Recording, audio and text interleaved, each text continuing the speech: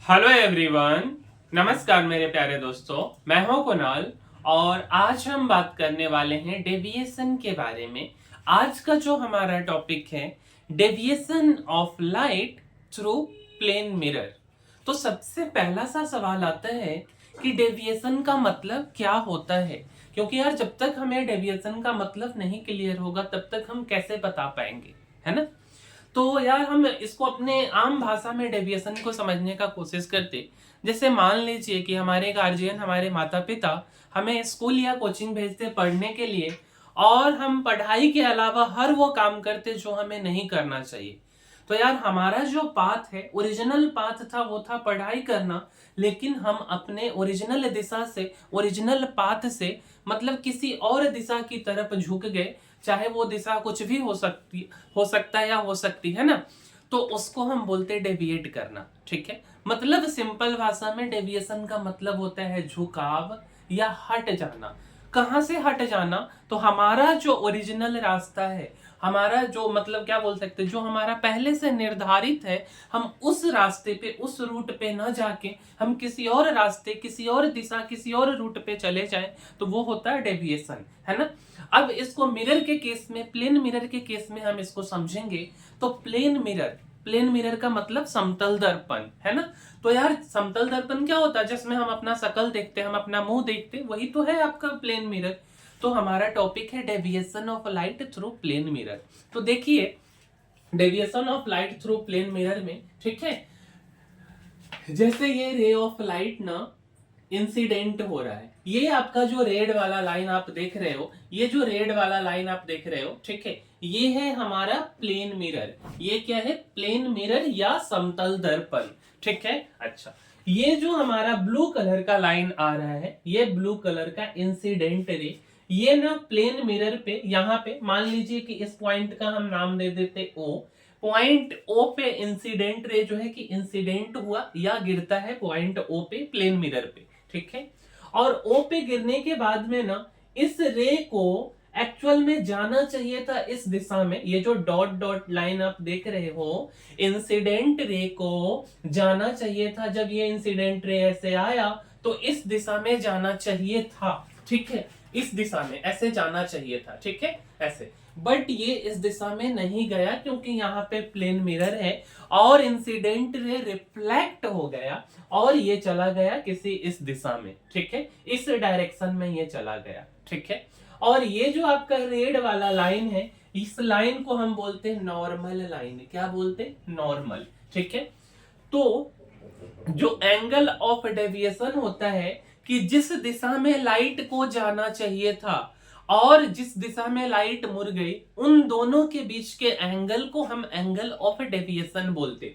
जैसे लाइट को जाना चाहिए था इस दिशा में, इस पाथ को फॉलो करना चाहिए, बट लाइट इस दिशा में चली गई।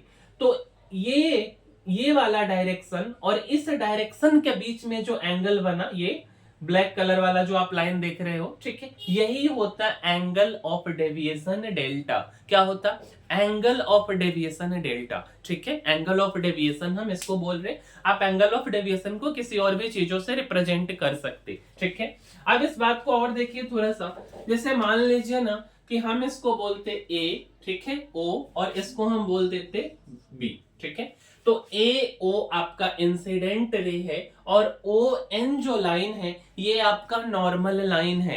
ठीक है, तो एंगल ऑफ इंसिडेंस जो है ये वाला ए ओ और ओ एन के बीच में जो एंगल बना, ये है आपका एंगल ऑफ इंसिडेंस। उसके बाद बी ओ या ओ बी है आपका रिफ्लेक्टेड रे। क्या है? Reflected ray. और ओ एन क्या है?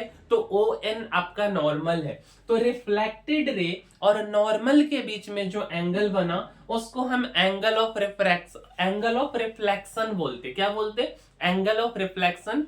स्मॉल आर से एंगल ऑफ रिफ्लेक्शन को रिप्रेजेंट करते और स्मॉल आई से एंगल ऑफ इंसिडेंस को रिप्रेजेंट करते। ठीक है, उसके बाद प्लेन मिरर और इंसिडेंट रे के बीच में एक एंगल बन रहा है जिसको हम अल्फा बोल रहे हैं। क्या बोल रहे हैं? अल्फा। तो ये जो अल्फा है ये आपका ग्लैंसिंग एंगल है। कौन सा एंगल है? Glancing angle. और glancing angle of incident ray बोल रहे हैं। ठीक है, उसी तरीके से रिफ्लेक्टेड रे और प्लेन मिरर के बीच में जो एंगल बना उसको हम क्या बोल दिए, बीटा, और glancing angle of reflected ray बोलेंगे हम इसको, ठीक है।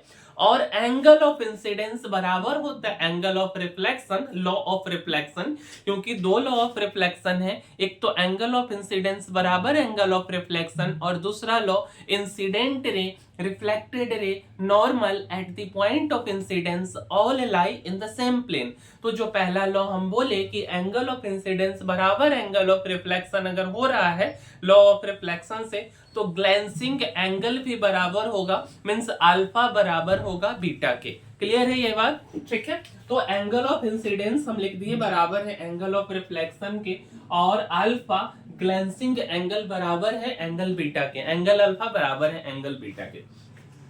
अब बात आता है कि हम इसको एक डेफिनेशन के फॉर्म में कैसे लिखेंगे, ठीक है।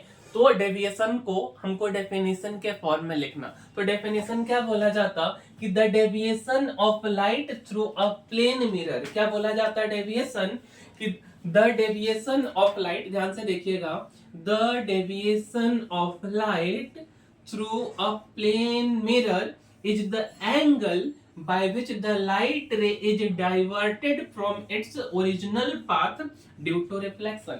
मतलब ना कि प्लेन मिरर से जो डेविएशन होता है उसके बारे में बोला गया कि डेविएशन ऑफ जो लाइट का ही तो डेविएशन हो रहा है प्लेन मिरर से, वो बेसिकली एक एंगल है जो कि लाइट रे which the light ray is diverted from its original path, मतलब उसका जो अपना ओरिजिनल रास्ता है और जिस रास्ते में वो चला गया उसके बीच के एंगल को हम क्या बोलते हैं, तो एंगल ऑफ डेविएशन बोलते हैं, या हम डेविएशन बोल सकते हैं सिंपल भाषा में, ठीक है। क्लियर है इतना बात। अब यार इससे ना एक दो फॉर्मूला हम बनाने का कोशिश करते, ठीक है। सबसे पहले आप इसको ध्यान से देखिएगा, इस फिगर को ध्यान से देखिए, ये है स्ट्रेट लाइन, और स्ट्रेट लाइन के बीच जो एंगल बन रहा है ये 180 डिग्री का बन रहा, या हम इसको पाई बोल देते, ठीक है, कोई दिक्कत है, 180 डिग्री का एंगल बन रहा। अब देखिए अगर ना हम इसके बारे में बोले, ये है हमारा डेल्टा एंगल ऑफ डेविएशन, तो angle of deviation plus reflection, angle of reflection plus incident angle of incidence equal to कितना है, 180 डिग्री। ध्यान से देखिए, ये एंगल ऑफ इंसिडेंस, ये रिफ्लेक्शन, और ये ब्लैक वाला डेल्टा, ये हो गया 180 डिग्री, ठीक है। तो ये बात लिख दी। तो डेल्टा इक्वल टू क्या हो जाएगा, तो पाई, और ये इक्वल टू के इस साइड जाएगा तो माइनस आई और माइनस आर, ठीक है। अब यार एंगल ऑफ इंसिडेंस और एंगल ऑफ रिफ्लेक्शन बराबर है, तो हम आई के जगह पे आर लिख दें या आर के जगह पे आई लिख दें, एक ही बात है। तो हम angle of deviation equal to बोल रहे हैं पाई माइनस आई, और आर के जगह पे भी हमने आई लिख दिया, तो एंगल ऑफ डेविएशन आपका हो गया कितना, तो एंगल ऑफ डेविएशन हो गया आपका पाई माइनस के 2i। तो क्या केवल 2i होगा, नहीं, हम i के जगह पे r भी तो लिख सकते, तो एंगल ऑफ डेविएशन या तो हो जाए पाई माइनस के 2i या तो हो जाए पाई माइनस के 2r, ठीक है। और देखिए तो थोड़ा सा हम इसी चीज को ग्लैंसिंग एंगल के टर्म में रिलेट करते हैं। जैसे मान लीजिए ना आपका ये मिरर है, ठीक है, और लाइट आपका ये वाला जो है क्या है, तो ये आपका इंसिडेंट रे है, ये क्या है आपका, तो इंसिडेंट रे है। तो इंसिडेंट रे जब मिरर पे आया तो ये वाला लाइन आपका नॉर्मल है, तो ये तो आपका हो गया एंगल ऑफ इंसिडेंस, और ये था आपका अल्फा जो कि ग्लैंसिंग एंगल। तो आई प्लस अल्फा कितना है, तो 90 डिग्री है, तो आई प्लस अल्फा हम लिख दिए 90 डिग्री या पाई बाई 2। हम ना इक्वेशन के दोनों साइड में मल्टीप्लाई डिवाइड कर सकते हैं, हम यहाँ से 2 से मल्टीप्लाई कर दिए, तो 2i plus 2 alpha equal to pi upon 2 into 2, तो 2 से 2 कट गया, पाई बच गया। तो 2 अल्फा इक्वल टू क्या हुआ, पाई और माइनस के 2i, ठीक है, क्या हो गया, 2 alpha equal to pi minus 2i, और पाई माइनस 2i था एंगल ऑफ डेविएशन, तो 2 अल्फा इक्वल टू हम एंगल ऑफ डेविएशन लिख दिए 2 अल्फा। तो 2 अल्फा के जगह हम 2 बीटा भी तो लिख सकते हैं, तो 2 बीटा इक्वल टू आपका क्या हो गया, तो एंगल ऑफ डेविएशन हो गया। मतलब आपको ध्यान में कौन कौन सा फॉर्मूला रखना है, तो मेन ये वाली बातें, और एंगल ऑफ डेविएशन के लिए ये वाली बातें। या तो आपको ग्लैंसिंग एंगल के टर्म में लिखना रहेगा, तो angle of deviation equal to आप क्या लिखेंगे, तो angle of deviation equal to आप 2 अल्फा लिखेंगे या तो 2 बीटा लिखेंगे, ठीक है। या अगर आपको पाई के टर्म में लिखना रहे तो angle of deviation equal to pi minus 2i या पाई माइनस के 2r, ठीक है। तो यही है हमारा डेविएशन थ्रू प्लेन मिरर और एंगल ऑफ डेविएशन का 4 फॉर्मूला, ठीक है। तो यार मिलते हैं अगले वीडियो में, तब तक के लिए धन्यवाद।